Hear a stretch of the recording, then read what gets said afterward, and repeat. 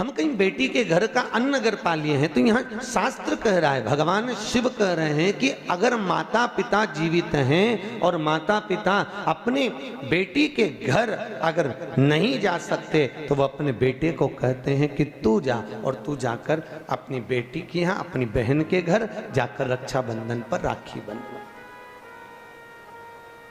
जाओ तुम जाओ। और भगवान गणेश जी महाराज राखी काय पर बैठकर बांधी जाती है? अरे बोलो तो, एक चौकी पर, पाटे पर, आसन पर बिठाकर रक्षा सूत्र बांधा जाता है। राखी बांधने के बाद बहन भाई के माथे पर, अरे बोलो तो, तिलक कर दो। आप लोग भी तिलक करते हैं। तिलक क्यों किया जाता है? तो कहते हैं ये तिलक हमारे यहाँ शुभ कार्य का प्रतीक है। पर तिलक प्रतीक है, पर जो चावल हम तिलक में लगाते हैं ये क्यों लगाते हैं? ये चावल का क्रम कहाँ से चालू हुआ? सिर में चावल चिपकाना, तिलक लगाने के बाद चावल लगाना, कहाँ से चालू हुआ? ये चावल है क्या? आखिर ये चावल तिलक के बाद में ब्राह्मण या आप किसी को भोजन करा रहे हो, जमाई को तिलक कर रहे हो, बेटी को तिलक कर रहे हो, तो कंकु लगाने के बाद चावल क्यों लगाया जाता है? उस चावल का क्या प्रमाण? उस अक्षत का क्या प्रमाण? क्यों लगाते हैं उसको? लगाते लगाते पूरी जिंदगी हो गई, अरे तो बता दो क्यों लगाते हैं? वो चावल का क्या प्रमाण है? कि कंकु का तिलक तो लगाया, वो हमारे यहाँ शुभ कार्य का प्रतीक है, समृद्धि का प्रतीक है। पर जो अक्षत हम माथे पर किसी के लगाते हैं, कंकु लगाने के बाद में, चंदन लगाने के बाद में जो चावल लगाया जाता है, वो चावल का क्रम क्या है? तो शास्त्र कहता है, सुंदर विष्णु पुराण में भगवान वेदव्यास जी ने वर्णन करा, जिसके मस्तक पर तिलक लगाया जाता है वो शुभ कार्य का प्रतीक होता है। और अक्षत इसलिए लगाया जाता है कि इस अक्षत के माध्यम से आपकी जिंदगी में ये शुभ कार्य निरंतर चलता रहे, इसलिए अक्षत उसके माथे पर लगाया जाता है। शुभ कार्य के लिए, निरंतर चलने के लिए, इसको कहते हैं अक्षता। अक्षता का मतलब क्या है? निरंतर चलता रहे, निरंतर बढ़ते रहो। दूल्हा दुल्हन की जब जयमाला होती है, आपके यहाँ होता कि नहीं होता पता नहीं, पर महाराष्ट्र में तो एक नियम है कि दूल्हा दुल्हन की जब जयमाला होती है तो सबको पीले चावल दिए जाते हैं। इधर देते हैं क्या है?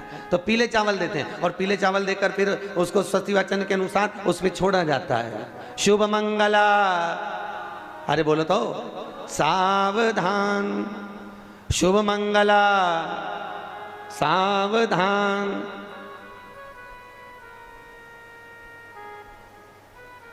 उसके ऊपर छोड़ते हैं कि सावधान। और ये चावल तुम्हारे मस्तक पर जो पड़ा हुआ है, तुम्हारे मस्तक पर जो डाला जा रहा है, तुम्हारी जिंदगी इसी प्रसन्नता में निरंतर बढ़ती चली जाए। वो अक्षता का मतलब है। केवल एक देव है महादेव, जिनको खंडित चावल कभी नहीं चढ़ता। शिव जी को आप बहुत सारा चावल नहीं चढ़ा सकते, एक दाना चढ़ाओ, पर खंडित मत चढ़ाओ। अक्षत, शंकर को कोई चीज खंडित नहीं चढ़ती। बेलपत्र भी चढ़ाओ, भले एक चढ़ाओ, पर पूर्ण चढ़ाइए। भगवान भोलेनाथ को पुष्प चढ़ाइए, पूर्णता में चढ़ाइए। हम कई जगह मंदिरों में जाते हैं तो भगवान के ऊपर फूल देखते हैं, तो फूल कई बार शिव जी के ऊपर, कई बार शिव जी के ऊपर, भगवान के ऊपर, आपके घर के मंदिर में कई बार कई लोग जो पुष्प चढ़ाते हैं, वो पुष्प चढ़ाने का तरीका भी लोगों को नहीं मालूम। जो फूल चढ़ाते हैं वो कई बार देवता के ऊपर रख देते हैं, इस तरह से। भैया, शास्त्र कहता है जिसके ठाकुर जी पर, जिसके मंदिर में, जिसके देवी देवता पर अगर पुष्प को उल्टा रख दिया जाए तो जितने शुभ कार्य हमारे घर में होने वाले रहते हैं वो सारे टलते चले जाते हैं। आज की जगह कल, कल की जगह परसों, परसों की जगह नरसों, नरसों की जगह खरसों। तुम करके देखना, अपने आप शुभ कार्य टलेंगे। इसलिए भगवान के सम्मुख में जो पुष्प चढ़ाया जाता है वो सीधा चढ़ाया जाता है। यहां तक शास्त्र कहता है अगर भगवान को पुष्प चढ़ा रहे हो तो अगर सीधा और उल्टा नहीं मालूम तो नीचे की जो डांट है उसको तोड़ दीजिए और पत्ती की पत्ती, पंखड़ी की पंखड़ी भगवान को समर्पित कर दीजिए। वो शिव जी को स्वीकार होगा, वो भगवान को स्वीकार होगा। ये उसी में का हाल, उसी में का सुख है।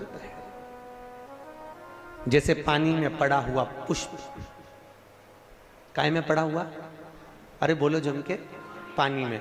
कई माताओं की आदत रहती है, हमने कई कई ब्राह्मणों को भी देखा, कई कई लोगों को देखा, क्या करते हैं, कमंडल ले जाते हैं, कमंडल डोलची, कमंडल में पानी रहता है, एक बाल्टी में पानी रहता है, और पेड़ पे से तोड़ तोड़ के उसमें डालते रहते हैं। फूल को तोड़ा, उस बाल्टी में डाल लिया, बाल्टी में पानी है, उस पानी में फूल डल गया, और अगर पानी में फूल डल गया और उस फूल को निकाल कर आपने महादेव को समर्पित करा, देवी देवता को समर्पित करा, ठाकुर जी को समर्पित करा, कृष्ण राम नारायण लक्ष्मी को समर्पित करा, तो जो पानी में पड़ा हुआ फूल निकाल कर अगर हमने देवता को चढ़ाया तो वो निर्माल्य के तुल्य हो गया। काय के तुल्य है? निर्माल। निर्माल जानते हो, भगवान पे चढ़ा हुआ फूल, मतलब उसका कोई परिभाषा नहीं है, तुम कितने ही चढ़ा लो, वो निर्माल्य के तुल्य। अगर पानी में पड़ा हुआ पुष्प निकाल कर पानी के लोटे में से, पानी के कलश में से, पानी की बाल्टी में से उठाकर चढ़ाया है तो वो निर्माल्य हो गया, मतलब चढ़ाया फूल हो गया, उसको भगवान स्वीकार नहीं करते, याद रखिए। उसी तरह जैसे तांबे की प्लेट में रखा हुआ चंदन, तांबे की प्लेट में अगर चंदन रखा है और वो अपन ने लगा दिया तो वो चमड़े के बराबर हो जाता है। इसलिए तांबे की प्लेट का चंदन किसी को नहीं चढ़ाया जाता, किसी देवता को नहीं लगाया जाता, किसी देवता, निर्माल्य।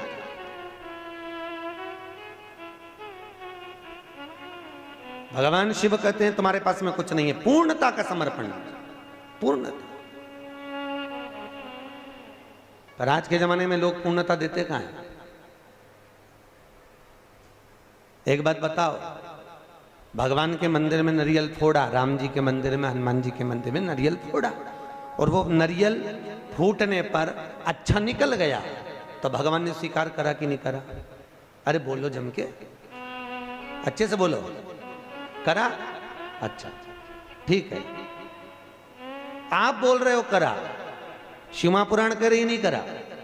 अगर नारियल फोड़ने पर राम मंदिर, हनुमान मंदिर में, देवी मंदिर में नारियल को फोड़ा और फूटने के बाद अगर वो नारियल अच्छा निकल गया, उसमें से थोड़ा सा टुकड़ा तो तुमने भगवान को चढ़ाया, बाकी का सब घर ले जाके चक्कू से निकाल निकाल के खा गए। और मान लो वो नारियल फूटने पर बेकार निकल गया तो तुम उसको घर ले जाओगे? नहीं। क्या करोगे? जब हनुमान जी की परिक्रमा कर रहे होगे तो नारियल को वहीं पटक दो। तो भगवान शिव की कथा कह रही है कि भगवान शंकर को पूर्णता का भाव चाहिए। बेलपत्र दो, पूर्ण दीजिए, पुष्प दो, पूर्ण दीजिए, जो कुछ अक्षत भी दे रहे हो तो पूर्णता में दीजिए। भगवान को अधूरा समर्पण नहीं चाहिए। शंकर जी की तो केवल एक अपूर्णता है, वो परिक्रमा है। देखिए शिव जी की परिक्रमा कितनी होती है? आधी, पूरी नहीं होती। वो भी क्यों होती है आधी? ये शंकर जी ने गड़बड़ी कर दी थी ना। बड़ा जो बेटा था वो माँ को प्रिय था और छोटा बेटा, अरे बोलो तो, बाप को प्रिय था। अब शंकर भगवान बड़े आनंद में, अभी उन्होंने क्या करा, शंकर जी को गणेश जी से बड़ा लगाव हो गया था, बड़ा लगाव एक बार बहुत। और भगवान भोलेनाथ जी ने कहा जाओ, जो पृथ्वी की पहले परिक्रमा कर कर आएगा उसको प्रथम गिनती में गिना जाएगा। कार्तिकेय तो गए मोर पर, गणेश जी बैठे चूहे पर, और माता पिता की परिक्रमा लगा ली। अब माता पिता की परिक्रमा लगाई तो शंकर भगवान को हंसी आ गई, और शंकर जी ने रोक कर कहा बेटा क्या कर रहे हो? भोलेनाथ जी से कहा पिताजी मैंने आपकी परिक्रमा लगा ली, तमेव माता च पिता तमेव बंधुश्च सखा तमेव, मैंने आपकी परिक्रमा लगा ली, मतलब मेरी पृथ्वी की परिक्रमा हो गई। तो भगवान भोलेनाथ ने कहा गणेश मैं तुझे प्रथम गिनती में गिनता हूं तो पहले पूजा जाएगा। जैसे ही भगवान शंकर ने बोला, माता पार्वती सिंहासन पर से खड़ी हो गई।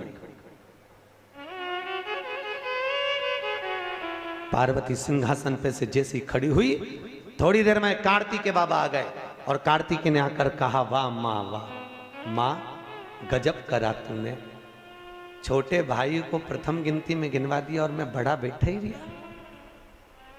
मैं तो परिक्रमा करने गया था माँ, परिक्रमा गणेश ने करी वो तुम्हारी करी, पर पिता के वचन को अगर निभाया तो मैंने निभाया है कि जो पृथ्वी की पहले परिक्रमा कर कर आएगा वो प्रथम गिनती में गिना जाएगा। मैंने पृथ्वी की परिक्रमा करी है, माना आप माता हो, माना आप पिता हो, पर गिनती तो वही कराई जाए। माँ आज मेरा अपमान हुआ है। कार्तिकेय जी ने कहा जगदम्बा खड़ी होकर बोली, भोलेनाथ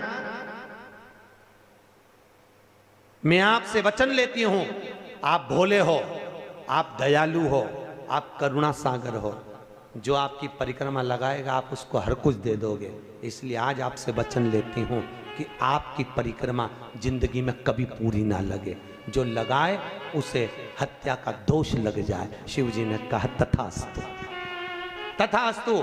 उस दिन का नियम है, शिव जी की परिक्रमा आधी चालू होकर आधी में पूर्ण हो जाती है, पर बाबा भोलेनाथ जी की परिक्रमा पूर्ण नहीं होती,